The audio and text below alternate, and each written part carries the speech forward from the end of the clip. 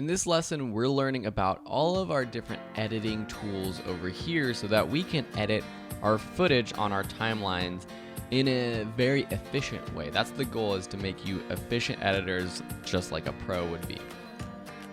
To learn how to do this, let's start a new sequence. I'm going to take some of my B-roll clips and add it to just a new sequence that we can work on.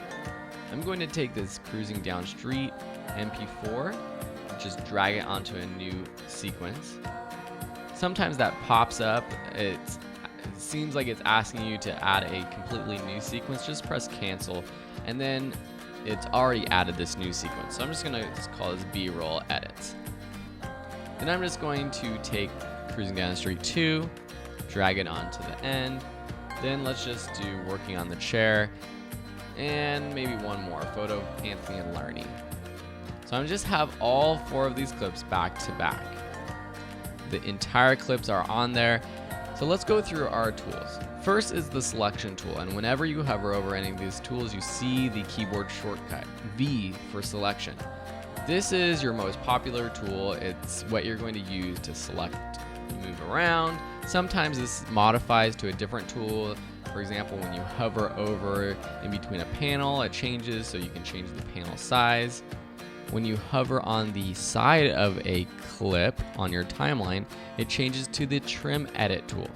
What that is, it allows you to select a clip and drag the end point in, or the in point in or out.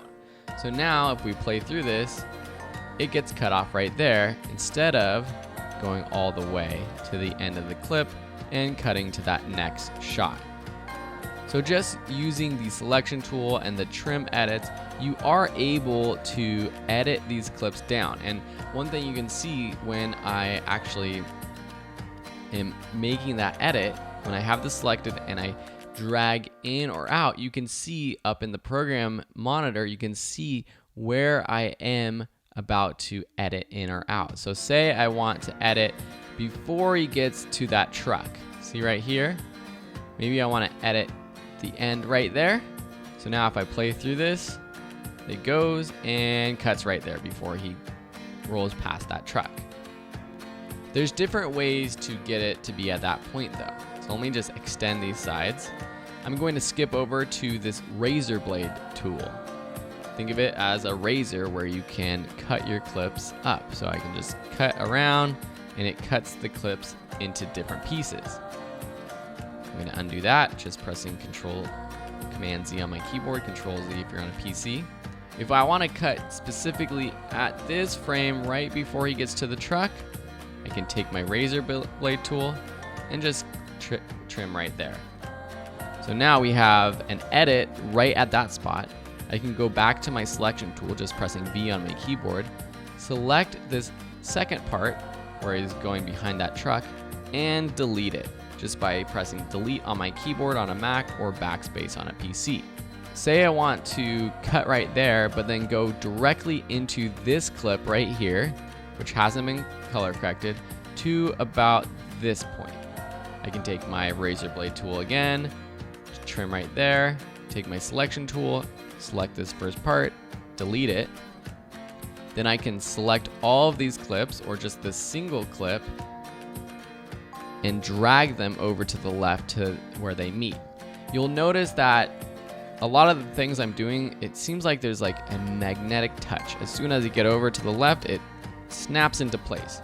That's because I have this magnet snap button selected. And that's very useful, especially when you're making edits, when you want to specifically make a cut where your timeline indicator is with the magnetic snap button on. It will automatically help you edit to that point. It will help you move things specifically to that point. If I don't do it, if I don't have snap on, I have to eyeball it. I have to get it right there where they meet, and that's a little bit harder than with the magnetic snap tool on. So that's one way to move these clips all the way to the left. I'm gonna move them back, and I'm gonna show you a different way. You can click in this area between the clips and press delete on your keyboard, and that does a ripple delete. It's the same thing as going right click and choosing ripple delete. It deletes the space in between and it moves everything on the right side to the left. You can do a lot of edits with just those tools. Just with the selection tool, where you can choose the end of a clip or the beginning of a clip to drag in or out, and the razor blade tool. But Premiere Pro comes with some other tools that are even more helpful. I'm just going to get this back to where we were, where the entirety of all of these clips are on our timeline. One tool I want to talk about is the Ripple Edit tool, B on the keyboard.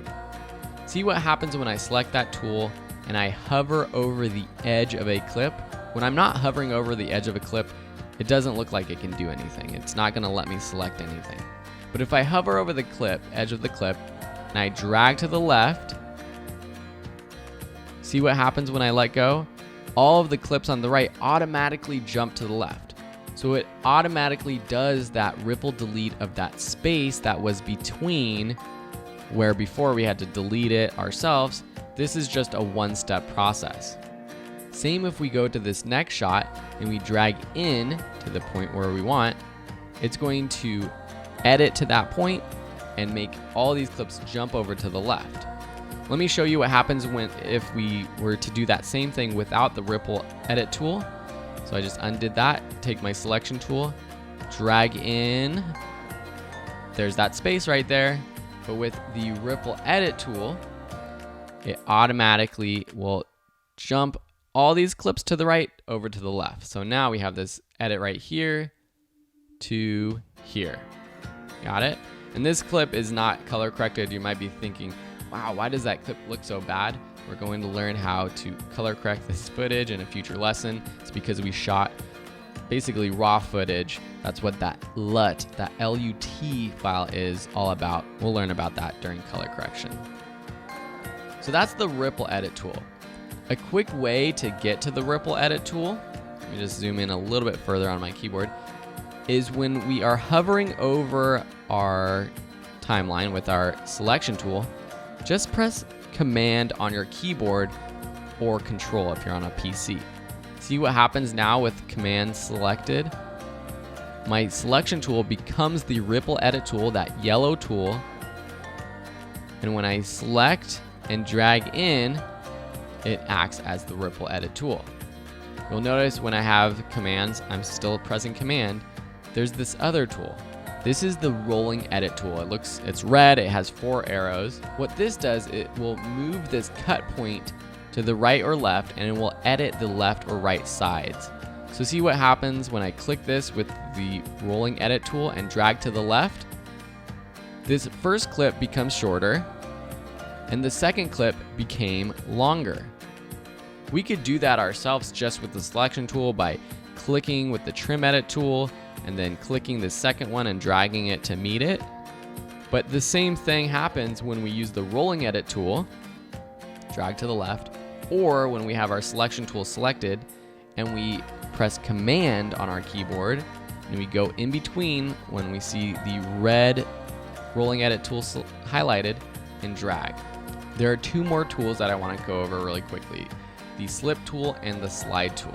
Let me just make this clip a lot shorter. I'm just going to make this clip very short right here. I'm just going to delete that space in there. I can just take my Slip tool, Y on my keyboard, click on this clip, and then drag to the left. You can see that there's 2 videos popping up in the program monitor. The video on the left is where the video will start. The video clip on the right shows where that clip will end. So say we want to get him already rounding this current corner and end right there when he gets into the shadow of that tree. It's basically slipping this clip to the left, the timing of it, so it starts and ends earlier. Or we could slip back, dragging to the right so it starts and ends later. I hope that kind of makes sense. I know it's a little bit confusing, but I think playing with these tools yourself, you'll start to understand what's actually going on. The last one is this Slide tool. Say I have 3 clips in a row. If I select this middle clip and drag to the right or drag to the left, see what happens. It moves this clip to the left, it edits the first clip shorter and it makes this third clip longer, or back to the right. So it's taking that middle clip and editing the clips around it, the first and the third clips in this sequence. The tools that I mainly use are the selection tool with the modifiers of the rolling edit and the ripple edit. This will make you a very efficient video editor. I want to show you one more thing back on our main sequence. I'm going to delete these two B-roll clips that we have just by selecting them and pressing delete on our keyboard. And same with this audio, selecting it, pressing delete, or backspace if you're on a PC. We have these two clips, interview A and interview B. If I take my, say, razor blade tool and I go through this and we're listening and we find a good spot that we want, I can either make an edit to both clips by clicking one after the other, and then say we play through this and we really like this soundbite that he's saying right now, and then we stop and we want to take that selection again. Now we can, with the selection tool, take this selection and move it around, or take this first selection and delete it, whatever we want. But that was a two-step process. I'm just going to undo that. So say, let's just open up this waveform again. I'm going to zoom in here on my keyboard. Say we want starting here to here for both clips. We can take the razor blade tool again. While we have it hovering over our timeline, press Shift on your keyboard, which makes it a razor blade tool that cuts everything on the timeline at this point. With the regular razor blade tool, it just cuts that track that you click on. With the Shift double razor tool, it cuts everything on the timeline. So it's just a faster way to cut everything, because you might have not only audio, you might have B-roll, you might have all sorts of other things, and you want to just trim everything at once.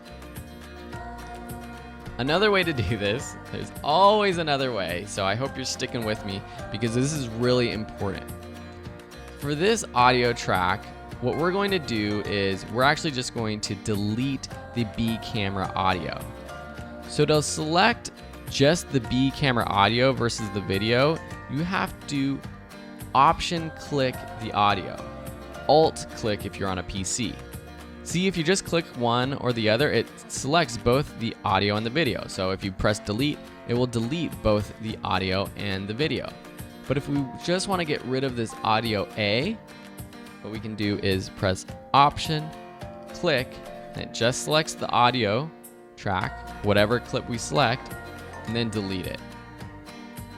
Or we might not want to actually delete this audio track because we might want to save it just in case the audio from camera A gets messed up or something like that. It's just backup. We never really want to delete it.